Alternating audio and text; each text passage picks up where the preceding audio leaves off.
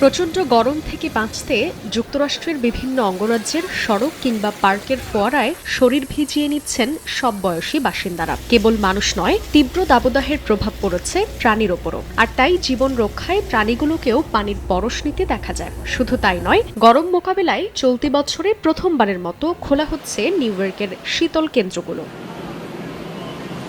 যুক্তরাষ্ট্রে প্রতিনিয়ত আগের রেকর্ড ভেঙে বাড়ছে তাপমাত্রা। টেক্সাস, অ্যারিজোনা সহ ১৯টি অঙ্গরাজ্যের রেকর্ড তাপমাত্রার পূর্বাভাস দিয়েছে আবহাওয়া বিভাগ। উত্তর পূর্বাঞ্চলীয় ও মধ্য পশ্চিমাঞ্চলীয় অঙ্গরাজ্যগুলোর ৮.৫ কোটির বেশি মানুষ গরমের উচ্চ সতর্কতায় রয়েছে। বলা হচ্ছে, Philadelphia, new Hampshire, new jersey, Connecticut এবং মেইন অঙ্গরাজ্যের শহরগুলোতে অচিরেই তাপমাত্রা অতীতের সব রেকর্ড ছাড়িয়ে যাবে।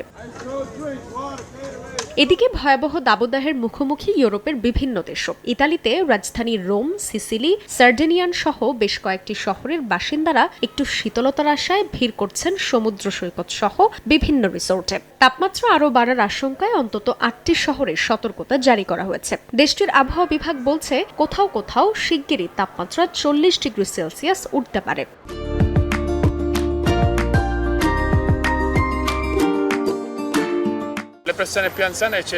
এই গরমে বয়স্কদের ব্যাপারে খুব সতর্কতা অবলম্বন করা দরকার। নিজেদের রক্ষায় প্রয়োজন ছাড়া বাইরে যাওয়া উচিত নয়। শিশু, বৃদ্ধ, যুবক সকলের যত্ন নিতে হবে। দাবদাহ অব্যাহত রয়েছে ফ্রান্স, স্পেন, গ্রিসেও।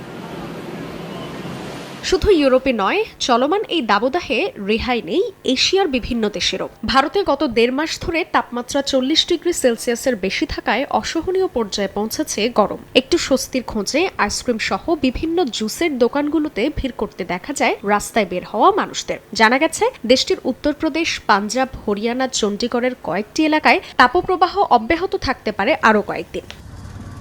এছাড়া তীব্র গরমে পড়ছে চীন, পাকিস্তানও। পরিস্থিতি মোকাবেলায় এরই মধ্যে বিভিন্ন স্থানে জারি করা হয়েছে সতর্কতা। বিশ্বের বিভিন্ন অঞ্চলে তাপমাত্রা বাড়ার জন্য জলবায়ু পরিবর্তনের বিরূপ প্রভাবকেই দায়ী করছেন বিশেষজ্ঞরা। জান্নাতুল সাদিয়া, সময় সংবাদ।